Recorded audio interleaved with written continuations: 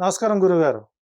ఇప్పుడు చంద్రబాబు నాయుడు గారు కుప్పంలో ఓడిపోతారు అని మీరు ఏదో చెప్పారు కదా. అవును. ఏ బేసిస్ లో చెప్పారండి? ఇది నా క్వశ్చన్ కాదండి, నన్ను కొంతమంది క్వశ్చన్ వేశారు, అందుకని అడుగుతున్నా. నేను ఏ పార్టీకి అనుకూలం కాదు, ఏ పార్టీకి వ్యతిరేకం కాదు. నేను పార్టీ గురించి మాట్లాడలేదు గురువు గారు. నేను చంద్రబాబు గారి యొక్క తెలుగుదేశం పార్టీ ఆవిర్భావ ముహూర్తము ప్లస్ బాబు గారి యొక్క అగస్త్య సంహితం తీసుకుని నడుస్తున్నటువంటి రాజకీయ పరిణామాలను పక్కన పెట్టి ఆయన అరెస్ట్ అయినప్పటి నుంచి జరుగుతున్నటువంటి గ్రహస్థితులు గమనించుకుంటూ దాంతోపాటు ఆయన సంబంధించినటువంటి ప్రతి బ్రీఫ్గా చేసుకుంటూ నేను తెలుగుదేశం పార్టీ గడ్డు పరిస్థితులకు వెళ్ళబోతుంది, గెలిచే అవకాశాలు ఉన్నా కూడా కొన్ని గ్రహస్థితులు కొంతమంది వ్యక్తుల కలయిక చేత టీడీపీ గెలుపుకు అవకాశాలు చేజారిపోతున్నాయి అని ఒక మీడియా ద్వారా నేను రిలీజ్ చేశాను. నేను చెప్తున్నా, నాకు అర్థమైంది, నేను చెప్పేది క్లియర్గా వినండి. హలో, చెప్పండి. సో ఇక్కడ నేను చెప్పడం జరుగుతుందా జరగదు సెకండరీ విషయం. సో యాజ్ ఏ జ్యోతిష్యుడిగా నేను గ్రహస్థితుల ప్రకారం నేను మాట్లాడుతూ నా శాస్త్ర ధర్మం నేను చెప్పాను. దానికి ఒక పాలిట్ బ్యూరోలో వ్యక్తి నాకు ఫోన్ చేసి కమ్యూనిటీ పేరు పెట్టి అంటే లైవ్ లో చెప్పడానికి కూడా పనికిరానంత భాష, అంటే ఇంకా సిగ్గుడి చెప్పాలంటే బాపన లంజా కొడుకులకు ఎందుకు రాజకీయాలు అని డైరెక్ట్ గా ఫోన్ చేశారు నాకు. ఫోన్ చేయటం కాదు, కామెంట్స్ కూడా దారుణంగా వచ్చి నేను చదివాను. నా పాయింట్ మీకు అర్థం కాల. అగస్త్య సంహిత విధానంగా చూశాను అని చెప్పారు కదా. అవును, బాబు గారికి డేట్ ఆఫ్ బర్త్ లేదు. నేను అదే మాట చెప్పాను ఇందాక ఈ ప్రోగ్రామ్ ఆరంభంలో కూడా. గురువు గారు ఒక నిమిషం వినండి గురువు గారు, డేట్ ఆఫ్ బర్త్ లేదు అని చెప్పారు. ఆ తర్వాత వచ్చేసి 28,630 ఓట్లతో ఓడిపోతారు అని అంటే మీరు నేను జ్యోతిషపరంగా మాట్లాడట్లేదు కానీ మీరు ఆ కుప్పం నియోజకవర్గానికి వెళ్ళి డోర్ టు డోర్ ఏమన్నా క్యాలిక్యులేషన్ చేశారా? ఒకటి ఇక్కడ ఒక్కటి చూడండి గురువు గారు. First question.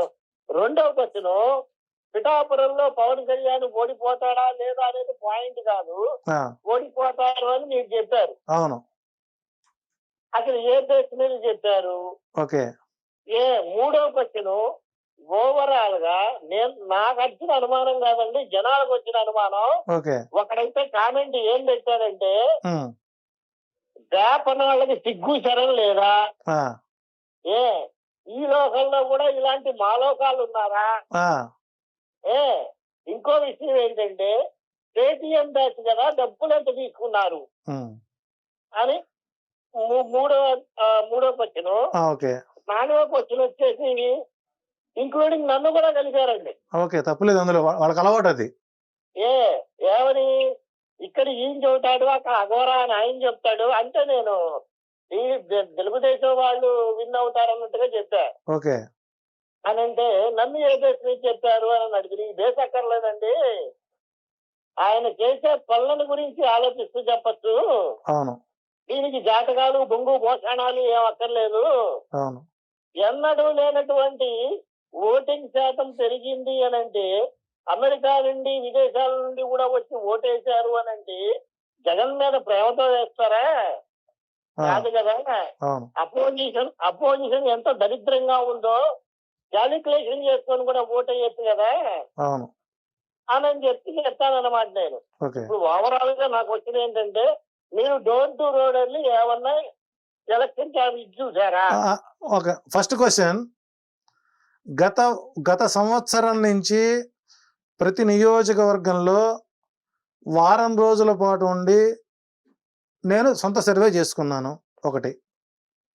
రెండోది, సరే బాపనాళ్ళ గురించి మాట్లాడారు కాబట్టి బాపనాళ్ళ ఓట్లు టీడీపీకి ఎప్పుడూ అవసరం లేదు కాబట్టి వాళ్ళు ఎట్టగైనా బతుకుతారు, వాళ్ళు మన ఓట్లు అవసరం లేదు కాబట్టి కనీసం వైసీపీ ఒక్కళ్ళకన్నా సీటు ఇచ్చింది, తెలుగుదేశం పార్టీ బ్రాహ్మలు అన్నా బ్రాహ్మణ జాతి అన్న పూర్తి స్థాయిలో వాళ్ళు ఎప్పుడు మొదటి నుంచి గవర్నమెంట్ 1983 నుంచి వ్యతిరేకంగానే ఉంది. సో వాళ్ళు బ్రాహ్మణ ఓట్లతో వాళ్ళకి అవసరం లేదు ఒకటి. మూడవది పిఠాపురం వచ్చేసరికి నేను పూర్తి స్థాయిలో పవన్ కళ్యాణ్ గారి యొక్క జాతకాన్ని చూసిన వ్యక్తిని, వంగా గీత గారి జాతకం చూసిన వ్యక్తిని. పార్లమెంట్ నియోజకవర్గం ఎస్టాబ్లిష్ అయినప్పటి నుంచి అక్కడ స్థానికుడు తప్ప మరొక వ్యక్తి గెలవలేదు.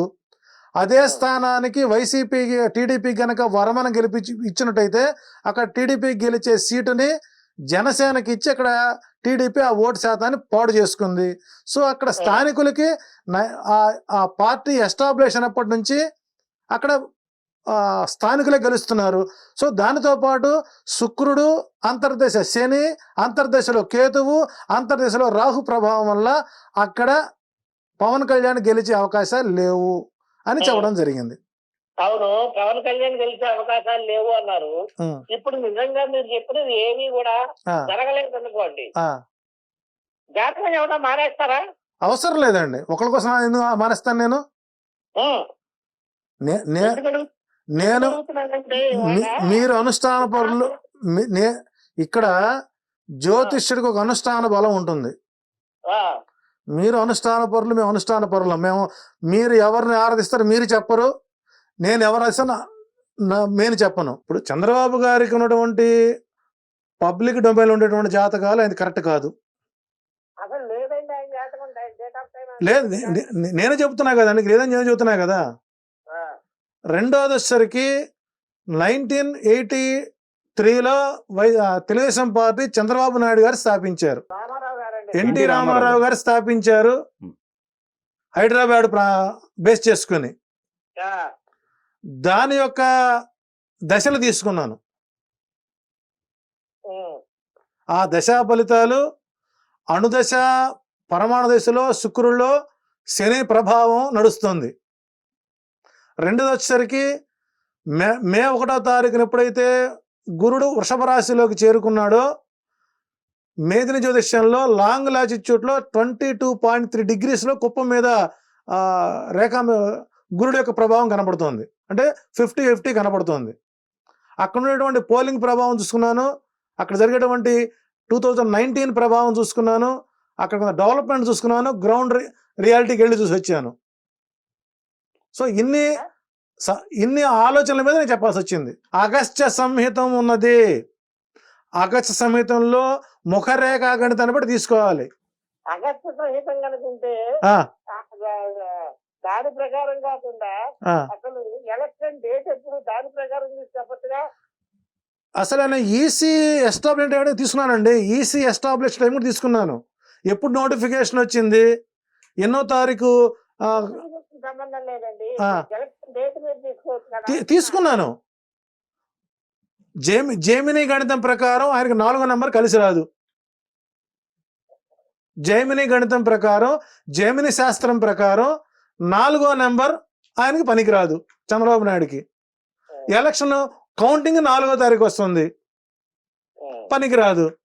అట్టగాని 4వ నెంబర్ వచ్చేసరికి జగన్మోహన్ రెడ్డికి న్యూట్రల్ నెంబర్ జైమిని ప్రకారం, పరాశరి ప్రకారం న్యూట్రల్. సో కొంత ఆ కోణంలోంచి కొంత తీసుకుంటూ ఎప్పుడైతే నన్ను ఇబ్బంది పెట్టారో నేను బరస్ట్ అవ్వాల్సి వచ్చిందండి. అది చక్కగా ఇప్పుడు నాకు కరెక్ట్ క్లారిఫికేషన్ వచ్చింది. మీ కమ్యూనిటీ ఇబ్బంది పెట్టారు అనే ఉద్దేశంతోనే జాతకం అనేటువంటిది కొత్త భాగం తీసుకున్నా, మిగతాదంతా మీ సొంత సర్వేల వల్ల చెప్పినటువంటి నిర్ణయం ఇది. నేను గ్రౌండ్ వర్క్ చదువుతున్నాను, ప్రత్యక్షంగా తిరిగాను, కొంత నాలెడ్జ్ తీసుకున్నాను, పైన వర్క్ చేశాను. ఓకే అండి గురువు గారు, మీతో మాట్లాడినందుకు చాలా సంతోషం. శుభం. ఆశీర్వదించండి మమ్మల్ని. గురువు గారు శుభం. పాద నమస్కారాలు.